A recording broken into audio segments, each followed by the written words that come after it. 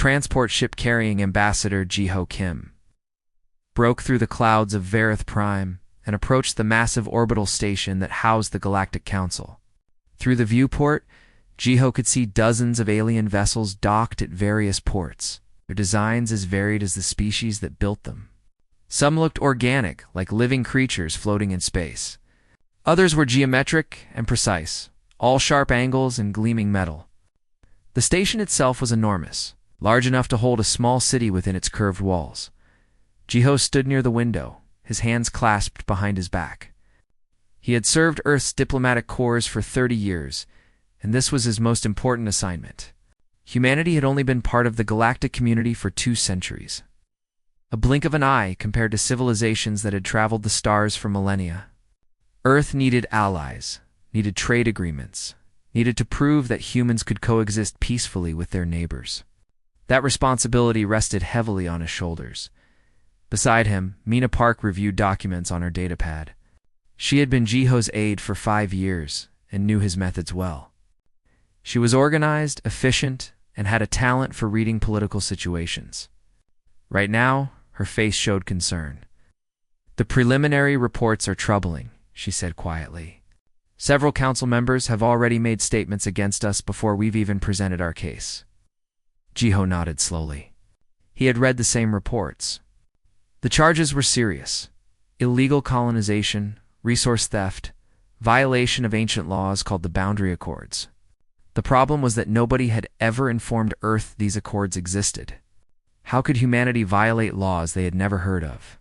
"We'll present the facts," Jiho said calmly. "We have records of every colony establishment, every mining operation, every first contact. Everything we've done has been documented and transparent. The truth is our strongest defense." Near the rear of the transport, Security Officer Taeyang Cho checked his weapon one more time. He didn't like this situation. The summons from the council had been abrupt, almost aggressive in tone. Ambassador Kim was walking into what felt like a trap, and Taeyang's job was to keep him safe. But what could one security officer do against an entire station full of alien species, some of whom clearly wanted humanity gone from their part of space? The ship docked with a metallic clang that echoed through the hull. Jiho straightened his formal, diplomatic uniform and walked toward the airlock. Mina fell into step beside him, carrying the data files they would need. Taeyang followed close behind, his hand never far from his sidearm. The airlock opened and they stepped into the station. The corridor beyond was vast, with ceilings that stretched up 3 stories. Aliens of every description moved through the space. Some walked on 2 legs like humans, others on 4 or 6 or 8. Some floated, their bodies adapted to 0 gravity. Some wore environment suits to breathe their native atmosphere. The air smelled strange. A mixture of hundreds of different life forms sharing the same recycled oxygen. A Varith official waited for them. The Varoth were tall, nearly 7 feet, with dark blue skin and 4 eyes arranged in a diamond pattern on their elongated faces. This one wore robes of deep purple, marking him as a higher-ranking member of their government. He didn't offer a greeting or welcome. He simply turned and began walking, clearly expecting them to follow. They moved through the station in silence. Other aliens stopped to stare at the humans. Some whispered among themselves. Jiho kept his expression neutral, professional, but he could feel the hostility in the air, like a physical presence. The council chamber was circular and tiered, with seats arranged in ascending rows around a central platform. Representatives from dozens of species already occupied their places. At the highest tier sat Chancellor Vexther of the Varith Empire. His 4 eyes fixed on the entrance as Jiho and his companions entered. Jiho was directed to stand on the central platform. Alone, Mina and Taeyang were forced to wait at the chamber's edge. Behind a barrier that would prevent them from reaching him quickly if something went wrong, Vexther rose from his seat. His voice was deep and carried easily through the chamber. "The human delegation has arrived to answer for their crimes against the established order of this galaxy." Crimes? Not alleged crimes. Not accusations to be investigated. Crimes stated as fact before the trial had even begun. Jiho took a breath and spoke clearly. Chancellor, members of the Council, Earth comes before you in the spirit of cooperation and peace. We have reviewed the charges and found them to be based on misunderstandings. Humanity has never intentionally violated any galactic law. We have always sought to be good neighbors and responsible members of this community. A representative from another species stood. This one was insectoid, with multiple limbs and a chittering voice that required electronic translation. You claim ignorance of the boundary accords. Yet you have established colonies in 17 systems marked as protected. We were never informed these systems were protected, Jiho replied.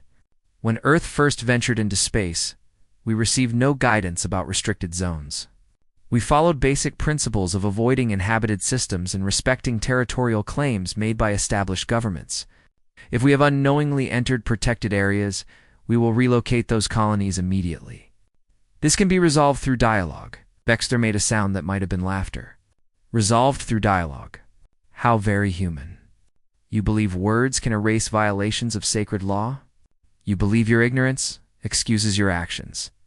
I believe that reasonable beings can find peaceful solutions to conflicts, Jiho said firmly. That's why I'm here. That's why Earth sent me instead of warships. We want peace. Another council member spoke, then another. Each one presented evidence against humanity. Some of it was accurate but taken out of context. Some was exaggerated. Some was simply false. Each time, Geo responded with facts, with records, with offers of compromise and reconciliation. Hours passed. Jiho remained standing the entire time, answering every charge, addressing every concern. Mina tried several times to approach with additional data files, but guards blocked her path. Taiyang grew increasingly tense, his warrior's instincts screaming that something was very wrong. Finally, as the station's artificial day cycle began to dim toward evening, Vexter raised one of his long arms for silence. The chamber fell quiet instantly. We have heard the human's words, the Chancellor said. We have considered his arguments. The Council will now deliberate and render judgment. The human will wait. Jiho expected to be taken to a waiting room, perhaps given refreshment, while the Council discussed the case.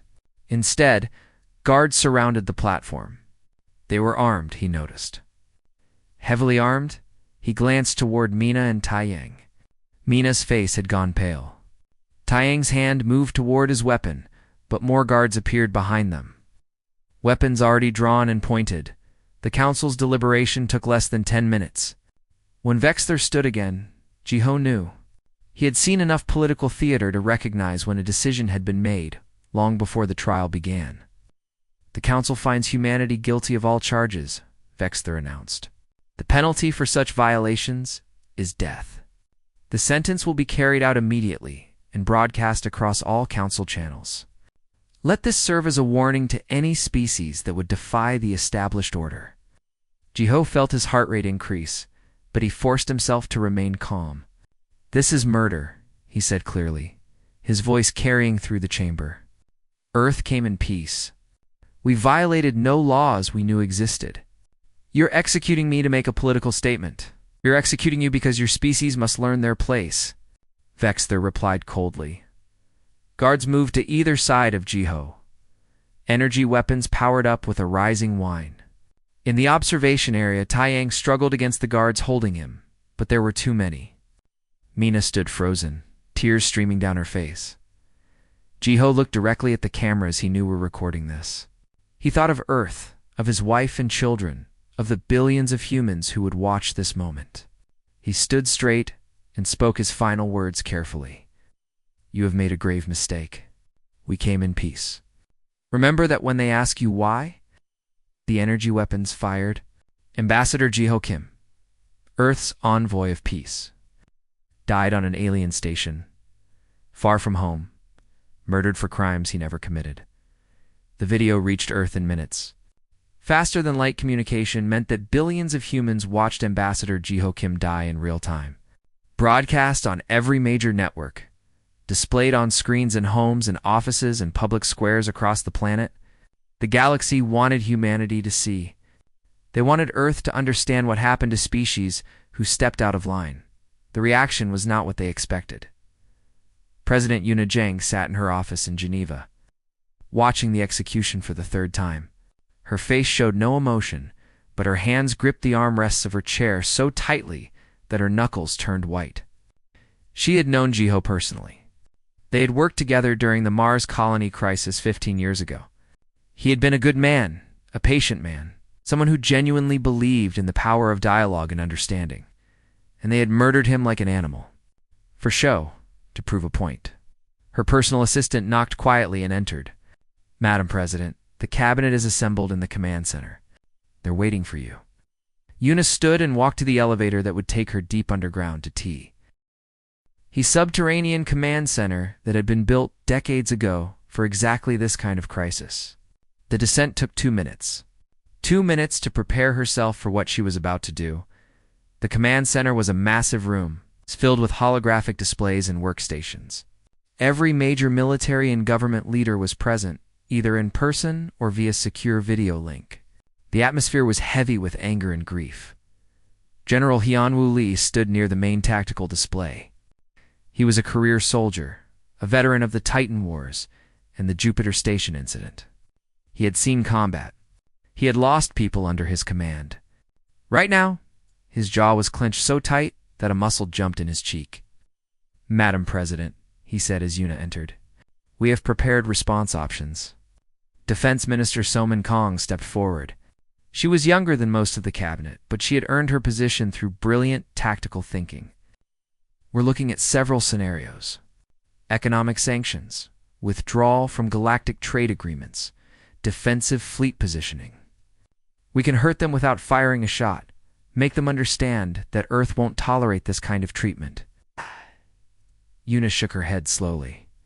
"They just executed our ambassador on live broadcast. They wanted the entire galaxy to watch. Economic sanctions won't answer that message. They'll see it as weakness." Intelligence Director Doyon Choi had been silent until now. He was a small man with gray hair and sharp eyes that missed nothing. "Madam President, we need to discuss something. I've been analyzing communications intercepts from Varith's space. This wasn't a spontaneous decision. They've been planning this for months. The charges, the trial, the execution, all of it was orchestrated. They wanted to provoke us. Provoke us into what?" Yuna asked, though she already knew the answer.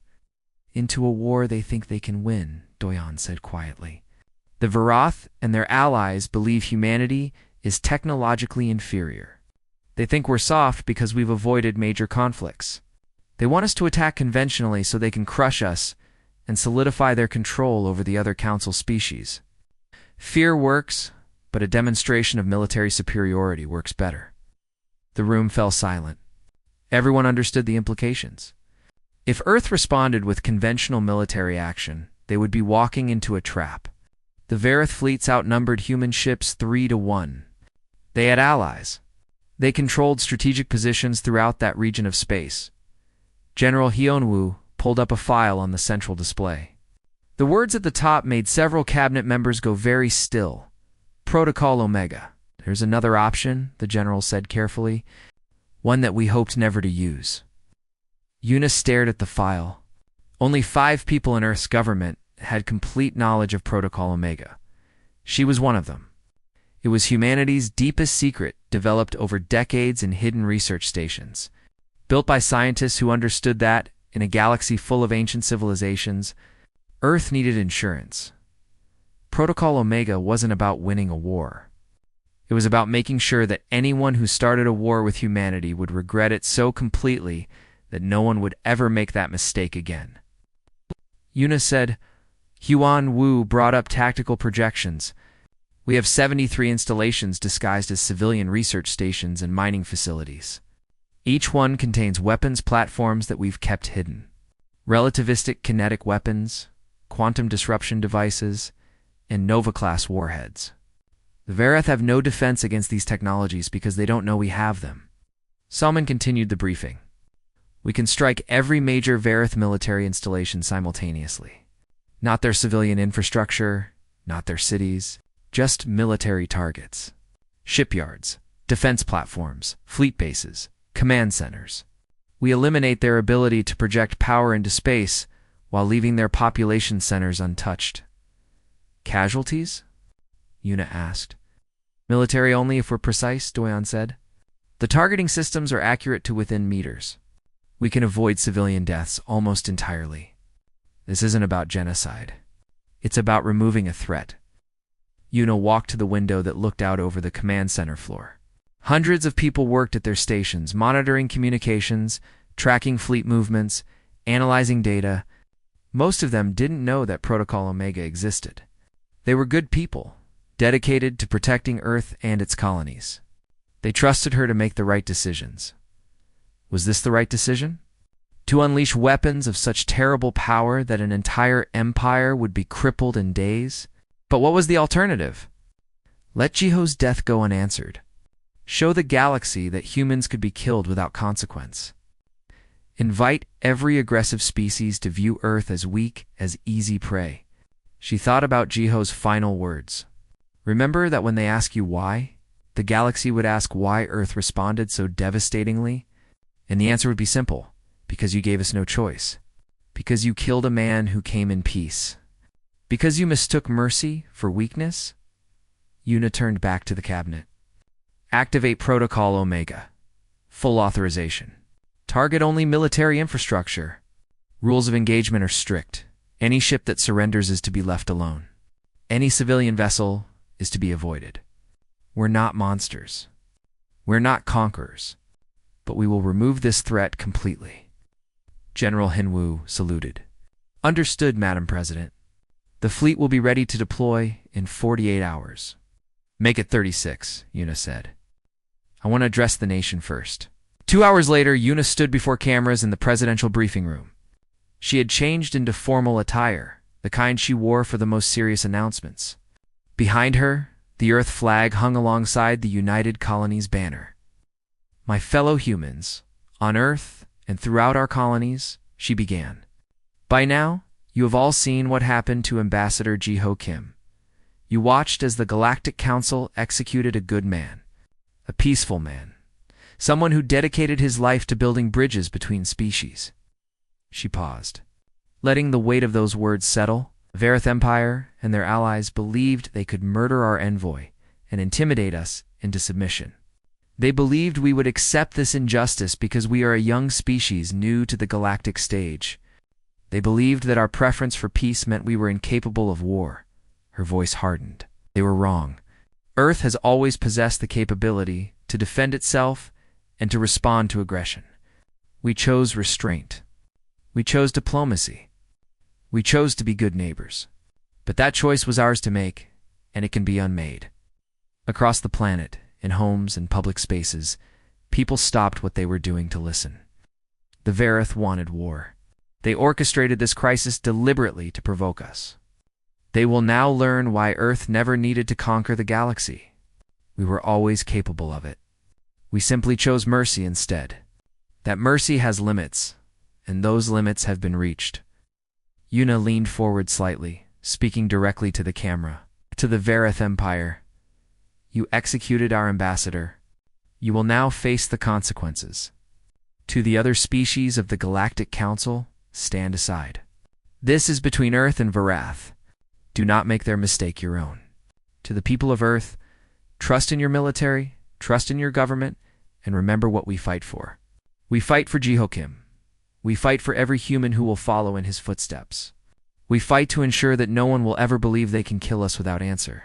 She straightened. They wanted to see what humanity is capable of when pushed too far. They are about to find out. The broadcast ended. Across human space, military installations went to high alert. Ships that had been disguised as freighters powered up weapon systems. Soldiers who had been waiting for orders finally received them. Protocol Omega was active. The countdown to retaliation had begun, and the galaxy had no idea what was coming. On Vareth Prime. Chancellor Vexter watched the human president's speech with satisfaction. She had threatened retaliation, as expected. But words were cheap. What mattered was action, and so far, the humans had done nothing. 3 days passed. Then, a week. Then 2 weeks. Earth's military remained on high alert, but no fleets launched. No declarations of war came through official channels. Human diplomats withdrew from Council facilities. Human trade ships stopped visiting alien ports, but there was no military movement, no attack. Galactic news networks speculated endlessly. Had humanity backed down? Were they paralyzed by fear? Some analysts suggested that Earth's government was fractured, unable to agree on a response. Others proposed that humans were simply too weak to challenge the Verith Empire's military might. A few voices urged caution. A Korthian scholar named Velmix published an article warning that humanity's silence might be more dangerous than immediate retaliation. "We know very little about Earth's true military capabilities," she wrote. "They have been careful to reveal only what is necessary. This silence may indicate preparation rather than surrender." Most dismissed her concerns. The Verith had the largest fleet in the galaxy. Their ships were powerful, their weapons proven in dozens of conflicts. What could a species barely 2 centuries into space travel do against such power? On Verith Prime, victory celebrations continued. Vexter gave speeches about the importance of maintaining order, about teaching younger species their place. Other council members sent congratulations. The message had been sent and received. The Verith Empire was not to be challenged. What they didn't know was that, across human space, massive changes were taking place. Commander Ha-Jin Song stood on the observation deck of the Mars orbital shipyard. Watching as the final weapon systems were installed on the fleet, he had overseen construction of these vessels for the past 8 years, always knowing they might never be used. Protocol Omega had been theoretical, contingency plan that seemed almost paranoid. Now it was the only plan that mattered. The ships didn't look like normal warships. They were sleeker, built for speed rather than sustained combat. Their hulls contained experimental shielding that could deflect most forms of energy weapons. But their real power lay in their payload, relativistic kinetic kill vehicles. The concept was simple but devastating. Accelerate a dense projectile to 99.9%, the speed of light, and release it on a trajectory toward the target. At that velocity, even a small mass carried enough kinetic energy to vaporize a city. The shields and armor that protected against conventional weapons were useless against something moving that fast. Earth scientists had solved the technical challenges. Years ago, the ethical question had been harder. Should humanity even build such weapons? In the end, the decision was made to construct them, but keep them hidden. To be used only if Earth itself faced an existential threat. Ambassador Jiho. Kim's execution had triggered that threshold. Ha-Jin watched as the last ship moved into position for final checks. 73 vessels, each carrying enough firepower to devastate entire fleets. Each one commanded by a volunteer who had watched Jiho die and demanded the right to respond. His communication device chimed. General Haienwu's face appeared on the small screen. "Status report, Commander." "All ships ready for deployment," Ha-Jin said. "Crews are aboard and running final system checks. We can launch in 12 hours. "Make it 8, Haienwu replied. "Intelligence indicates the Varath are becoming overconfident. They think we're not going to act. We need to strike while they're unprepared." Ha-Jin nodded. "Understood, sir." 8 hours. Across the solar system, similar conversations were taking place. Weapons platforms hidden in asteroid fields activated their targeting systems. Research stations that had seemed peaceful suddenly revealed their true purpose. Earth had been preparing for this possibility for decades. Building a military infrastructure that no one suspected existed, Captain Nari. Beak sat in the command chair of the EDS Retribution, reviewing her orders one more time. Her target was the Verith home system. Her mission parameters were specific and left no room for interpretation. Destroy every military installation in orbit around Verith Prime. Eliminate the orbital defense platforms. Cripple the shipyards. Remove the Verith Empire's ability to project power into space. Do not target civilian infrastructure. Do not fire on population centers. This was not genocide. This was the surgical removal of a military threat. Her crew was ready. Most of them were veterans, people who had served in various conflicts over the years. They were professional, disciplined, but she could see the anger in their eyes. They had all watched the execution. They had all seen a good man murdered for political theater. Lieutenant Ji Wan approached her station. She was the weapons officer, responsible for targeting and firing the kinetic weapons. "Captain, I've run the calculations 3 times. We can eliminate every military target in the Vareth home system in approximately 6 hours. Civilian casualties should be 0 if we maintain precision." "Should be 0 isn't good enough," Nari said firmly. "We're not the Vareth. We don't kill civilians to make a point. Triple check every target. If there's any doubt about collateral damage, that target gets skipped. Understood?" "Yes, Captain." Nari stood and walked to the viewport. Space stretched out before her, infinite and dark.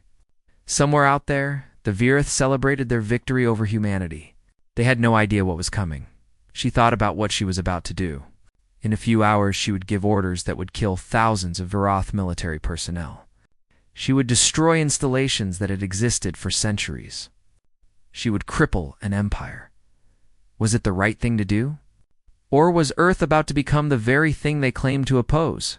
Her executive officer, Commander Minho, seemed to read her thoughts.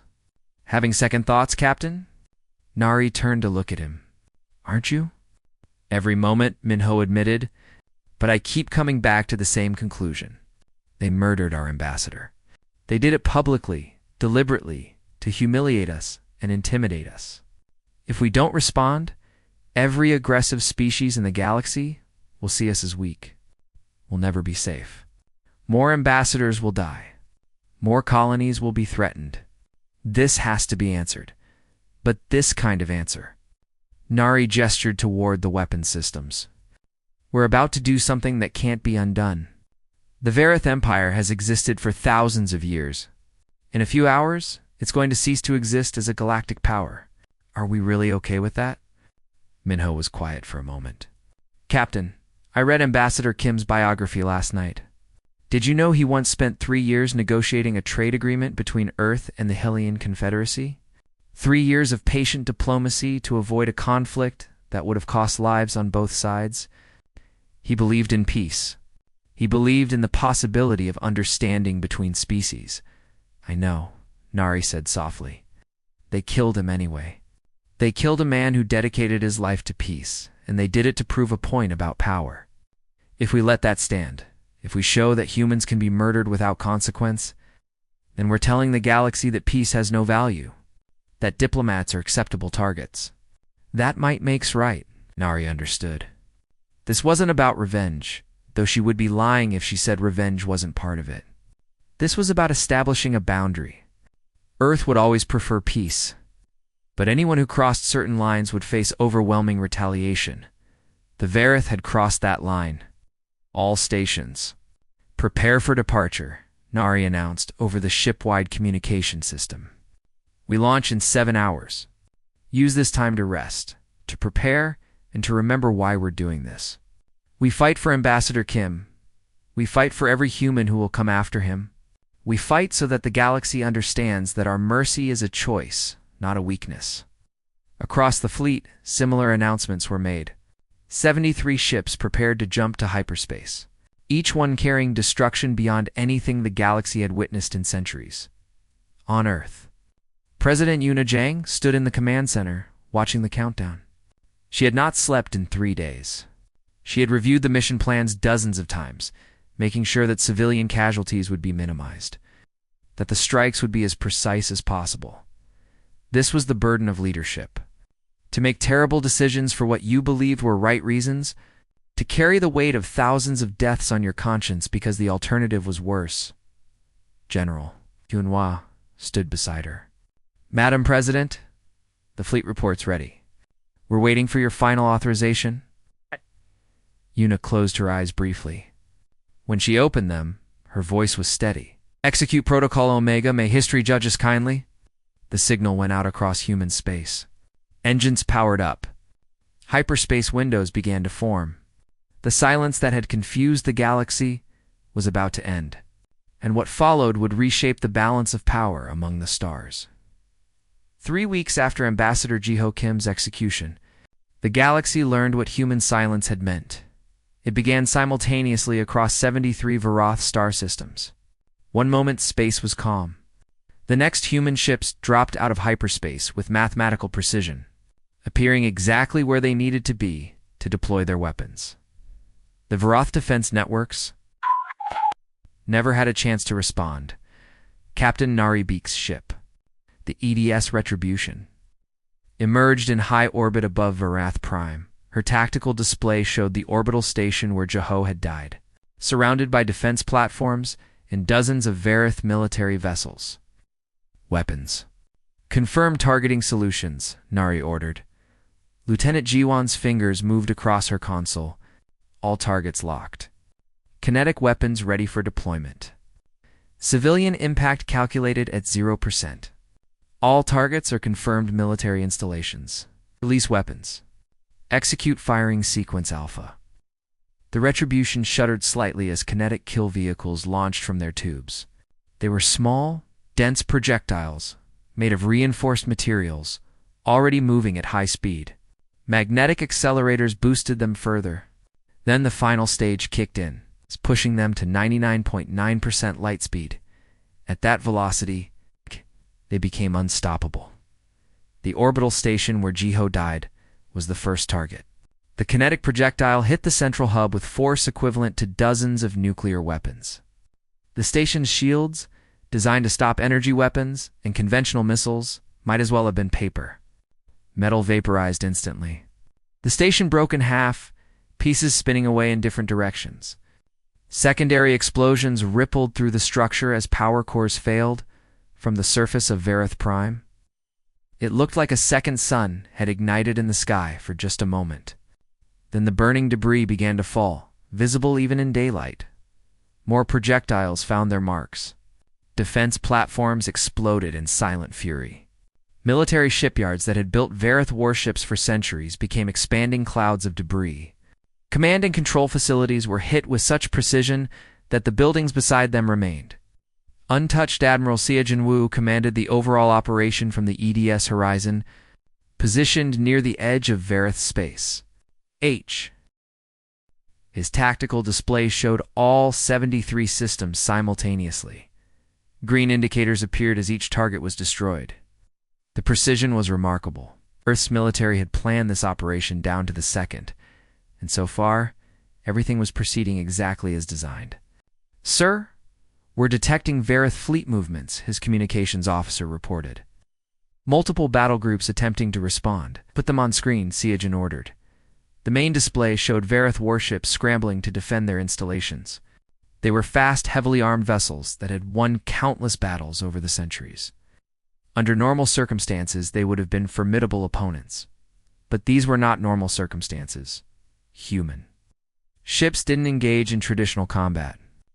They didn't exchange fire at close range or maneuver for tactical advantage. They simply dropped more kinetic weapons from a distance that Varith sensors could barely detect, then jumped back into hyperspace before any retaliation was possible. One Varoth battle group attempted to pursue a human ship. They jumped after it, following its hyperspace signature. They emerged in an empty system and found themselves surrounded by 30 human vessels. The choice was simple: surrender or die. Their commander chose surrender. The Varith ships powered down their weapons and were left untouched as the human fleet jumped away to their next target. On Varith Prime, Chancellor Vexter stood in his private command center, watching his empire collapse. Reports flooded in from across Varith space. Every military installation was under attack. Fleets were being destroyed or forced to surrender. The coordination was perfect, the timing impossible to counter. He had underestimated humanity badly. "Get me a communication channel to Earth," he ordered. "We'll offer surrender terms." His aide looked uncertain. "Sir, we've been trying. Human ships aren't accepting communication requests. They're using some kind of jamming technology. Ships can't coordinate with each other, and we can't contact the human commanders." Vexter felt something he hadn't experienced in decades: fear. The humans weren't here to negotiate. They weren't here for territory or resources. They were here to systematically destroy the Varath military, and nothing was going to stop them. He tried anyway, broadcast surrender offers on every frequency. He promised reparations, offered territorial concessions, even agreed to face trial for Jiho Kim's murder. The messages went out into space, hoping some human ship would listen. 6 hours into the operation, Commander Hajane received the surrender broadcasts. He reviewed them carefully, then sent a single response that was broadcast to every Vareth military channel. "We are not here for your surrender. We are here to ensure you can never threaten humanity again. What happens next is your choice. Power down your weapons and you will live. Continue fighting and you will die. There is no third option." The message was clear. This wasn't a war in the traditional sense. This was the elimination of a threat, conducted with cold efficiency. Some Vareth commanders chose to fight. Their ships engaged human vessels, firing everything they had. They were destroyed quickly, their shields and armor useless against kinetic weapons, traveling at near light speed. Others chose to surrender, powering down their systems and waiting for the assault to pass. By the 12-hour mark, the Vareth Empire's military capacity was reduced by 60%. Shipyards were gone. Defense platforms were debris. Half their fleet was destroyed or had surrendered. The other half was scattered across space, unable to coordinate or mount any organized resistance. Other species in the Galactic Council tried to intervene. The Korthian Confederacy sent a fleet to assist their Vareth allies. Admiral Syagen intercepted them at the border of Vareth, space and broadcast a warning on all channels: leave immediately or share their fate. This is not your fight. Do not make it yours. You have 60 seconds to reverse course. The Korthian admiral was proud. His species had fought many wars and won most of them. He saw the human ships and counted them. 30 vessels against his fleet of over 100. The odds seemed favorable. He ordered his fleet to continue forward. 30 seconds later, the first kinetic weapon struck. The Korthian flagship exploded. 3 more capital ships followed. Human ships didn't slow down, didn't hesitate. They simply removed targets with mechanical precision. The Korthian admiral realized his mistake immediately. All ships retreat. Full reverse, maximum speed. What remained of his fleet turned and fled. The human ships didn't pursue. They had made their point. Admiral Syagen sent another message. It's time to all council species. To any fleet approaching Varatha's space, you have been warned. We do not want to fight you. We do not want to destroy you. We will protect human interests, and we will complete this mission. Stay away. Most species listened. A few more attempted to intervene and were similarly devastated. Word spread quickly. The humans were not bluffing, they were not negotiating, and they were not using conventional weapons. Whatever technology they had developed, it was beyond anything the galaxy had seen. Captain Nari completed her mission objectives 18 hours after arriving in the Vareth home system. Every military target in orbit was destroyed or disabled. The planet's surface remained untouched. Cities were intact. Civilian infrastructure had not been targeted. But the Vareth Empire's ability to project power beyond their atmosphere was gone. She composed a message to be broadcast to the planet below. "This is Captain Nari Beak of the Earth's defense ship Retribution. Your military installations have been destroyed. Your fleets have been defeated or have surrendered. You murdered our ambassador, and you have faced the consequences. But this is not genocide. Your cities stand. Your people live. We have no quarrel with Vareth civilians. Our quarrel was with your government's decision to execute a diplomat who came in peace." She paused, choosing her next words carefully. "Earth does not want to rule you. We do not want your territory or your resources. We want only to ensure that you can never again threaten humanity or murder our representatives. Your empire is over. How you rebuild from here is your choice. Choose peace this time." Similar messages were sent from human ships across all 73 systems.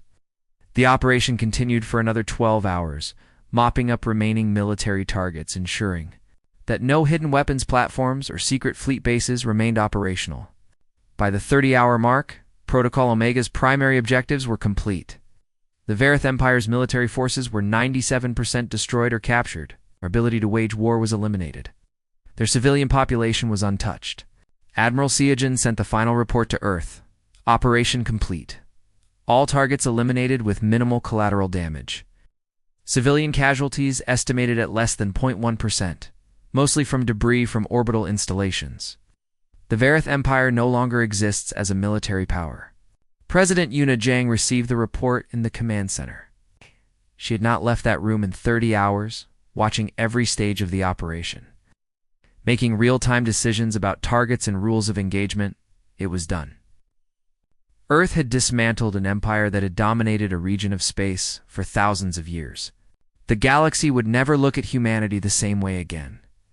The question now was what came next. 1 week after the completion of Protocol Omega, the Galactic Council reconvened at a neutral station far from Verith space. The atmosphere was tense. Representatives who had celebrated Ambassador Kim's execution now sat in silence, watching the entrance nervously when President Yuna Zhang walked into the chamber. Flanked by General Hianwu Li and Admiral Xiaojin Wu, the room fell completely silent. She moved to the central platform where Jiho had stood during his trial. It's the same platform where he had been executed. She did not wait for permission to speak. Members of the Galactic Council, Yuna began, her voice carrying clearly through the chamber. 1 month ago, you summoned Earth's ambassador to this council. You accused him of crimes he did not commit. You held a trial that was predetermined, and then you executed him, broadcasting his death across the galaxy as a warning to humanity. No one interrupted her. Many council members couldn't meet her eyes. You believed we were weak because we preferred peace. You mistook patience for cowardice. You thought that because we were a young species, we could be intimidated and controlled. You were wrong on every count. Yuna's expression remained calm, but her words were sharp as blades. We sent Ambassador Jiho Kim in peace. We sent our finest diplomat, a man who dedicated his life to building bridges between species. You murdered him as theater to demonstrate your power over younger civilizations. What followed was your responsibility, not ours. She gestured to the tactical display behind her. Images appeared showing the devastation in Verith space. Destroyed shipyards, disabled defense platforms, surrendered fleets. In 30 hours, Earth dismantled the Verith Empire's military capacity. We destroyed or captured 97% of their military infrastructure. We did this with minimal civilian casualties, because unlike the Verith, we do not kill civilians to make political points. We targeted only military installations, and we did so with precision. A Korthian representative stood. His name was Kelvin, and he had lost ships when his fleet tried to intervene. You speak of precision and restraint, but you destroyed an empire that had existed for millennia. You unveiled weapons technology. That violates a dozen council regulations. How can you claim moral authority? Yuna turned to face him directly. Because we gave you every opportunity to avoid this outcome. We sent a diplomat. We offered cooperation and peace. We responded to accusations with facts and reason. And you executed our ambassador. What did you expect would happen? That we would simply accept it and move on? Kelvin had no answer. Let me be very clear about something, Yuna continued, addressing the entire council. Earth did not want this war. We would have preferred to resolve the situation through dialogue. But the moment you murdered Jiho Kim, you made that impossible. You forced us to prove that our preference for peace was not the same as inability to wage war. She paused, letting that sink in. The Verith Empire no longer exists as a military power. Their fleets are gone. Their weapons are destroyed. But their people live. Their cities are intact. Their children will grow up. Their civilization will continue, but they will never again threaten anyone. This was not conquest. This was the surgical removal of a threat. An insectoid representative from the Chixto Collective spoke next. Her voice was translated by electronic systems. What do you intend to do with Verith space now? Will you occupy their systems? Install a human government. No, Yuna said firmly. Earth has no interest in ruling the Varath. We are not conquerors. Varath space will be administered by a neutral coalition of council species until the Varath can demonstrate they are ready for self-governance again. Human ships will patrol the borders to ensure no one attempts to rearm them or use them as proxies for further aggression.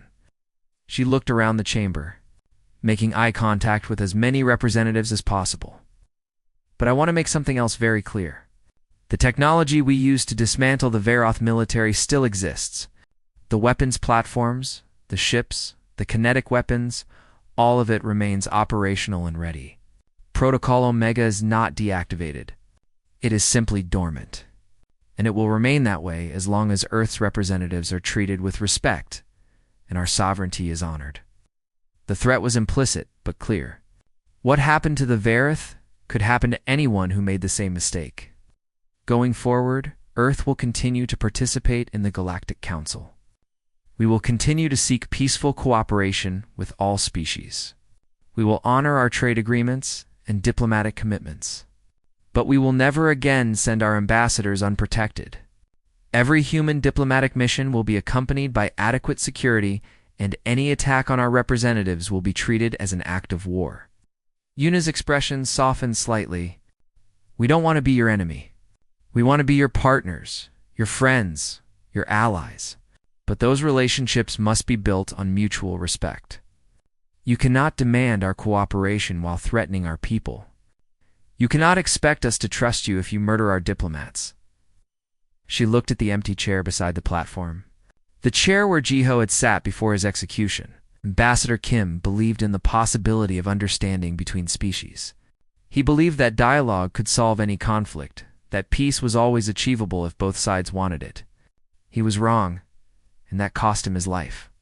But his belief in the value of peaceful cooperation was not misplaced. It was simply incomplete. Yuna turned back to the council.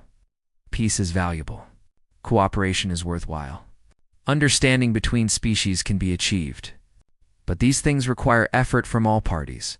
They require respect for diplomatic norms, for the sanctity of ambassadors, for basic rules of civilized interaction. When those rules are broken, when diplomats are murdered, there must be consequences severe enough that no one will make that mistake again. She gestured to the images of destroyed Veroth installations still displayed behind her. These are those consequences. Remember them. Remember what happens when peaceful envoys are met with violence. Remember that humanity's mercy is a choice we make, not a weakness you can exploit. The chamber remained silent. Finally, the council's interim chairman, a species called the Veltorians, who had remained neutral during the conflict, spoke.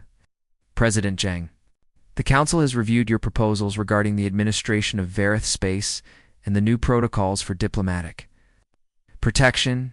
We are prepared to vote on these measures. The vote was unanimous. Every species present voted to accept Earth's terms. Not out of agreement, perhaps, but out of recognition that disagreement was not a viable option. As the formal proceedings ended, several council members approached Yuna privately. Some offered apologies. Others expressed regret that the situation had escalated so far. A few simply wanted to establish better relations with Earth. Recognizing that humanity's technological capabilities had been vastly estimated, Yuna accepted their overtures with professional courtesy, but made no promises. Trust would have to be rebuilt slowly, earned through actions rather than words. 3 months after the execution of Protocol Omega, a memorial was erected on Earth in Geneva, near the United Government Complex. It showed Ambassador Jiho Kim standing before an empty chair at a negotiation table, his hand extended in greeting to an absent partner. The inscription read, "He believed in words until the moment they silenced him. He would have chosen mercy. We chose survival." Captain Nari attended the dedication ceremony. She stood in the crowd, wearing her dress uniform, and listened as President Yuna spoke about sacrifice and necessity. When asked to say a few words, Nari approached the podium and faced the gathered crowd. "I commanded the ship that destroyed the station where Ambassador Kim died," she said quietly. "I gave the orders that killed thousands of Veroth military personnel. I carry that weight every day, and I will carry it for the rest of my life." She looked at the statue of Jiho. "But I would make the same decision again if faced with the same circumstances. Not because I wanted to, but because the alternative was worse. If we had not responded, if we had shown that humans could be murdered without consequence, then every aggressive species in the galaxy would have seen us as acceptable targets. More ambassadors would have died. more colonies would have been threatened. The cost of inaction would have been higher than the cost of Protocol Omega. Nari paused, gathering her thoughts. Ambassador Kim dedicated his life to peace. He believed in the power of dialogue and understanding. He was right to believe in those things, and his work saved countless lives through the agreements he negotiated. But he was also killed by people who saw his peaceful nature as weakness. His death taught us that peace must be backed by strength, or it becomes surrender. She saluted the statue. We honor him best by continuing his work, by seeking peaceful solutions whenever possible, but by also ensuring that no one will ever again believe they can kill human diplomats without facing overwhelming consequences. The memorial became a place of reflection for many. Diplomats visited before embarking on missions. Military officers came to remember why they served. Citizens brought flowers and stood in silence. Thinking about the price of security and the cost of peace, Admiral Sayajin visited once every year on the anniversary of Protocol Omega's execution. He would stand before the memorial for an hour, saying nothing, just remembering. The weight of command had taught him that the hardest decisions rarely felt right. Even when they were necessary, General Hinwoo visited more frequently. He had been the one to brief President Jang on Protocol Omega's capabilities, to recommend its use, to oversee its execution. He had nightmares sometimes about what might have happened if they had miscalculated. If civilian casualties had been higher, if something had gone wrong. But they hadn't miscalculated. The operation had been as precise as warfare could possibly be. That didn't make it easy to live with, but it meant they had stayed true to their principles even while doing something terrible. President Yuna never visited the memorial publicly. She sent flowers on Jiho's birthday each year, simple white flowers without any note or message. The gesture was private, between her and the memory of a friend who had believed in peace until the very end. Years passed. The galaxy adapted to the new reality. Earth was no longer seen as a young, weak species to be pushed around. Human diplomats were treated with respect, their words given weight, their proposals considered seriously. Trade agreements were fair. Territorial disputes were negotiated rather than imposed, and aggressive actions against human interests became extremely rare. The Vareth rebuilt their civilization under neutral oversight. A new generation grew up learning about the war their leaders had started, about the ambassador they had murdered, and about the consequences that followed. Some became advocates for peace, determined never to repeat the mistakes of Chancellor Vexter. Others harbored resentment. Believing the human response had been disproportionate, history would debate that question for centuries. Was Protocol Omega justified? Could the situation have been resolved differently? Were there alternatives that Earth didn't consider? But one thing was undeniable. No species ever again executed a human ambassador. The lesson had been learned, written in the wreckage of the Vareth Empire. Displayed across 73 star systems, Earth's envoys still traveled the galaxy. Still sought cooperation and understanding. Still worked to build bridges between species, but they traveled aboard well-armed ships, with military escorts, and with the certain knowledge that an attack on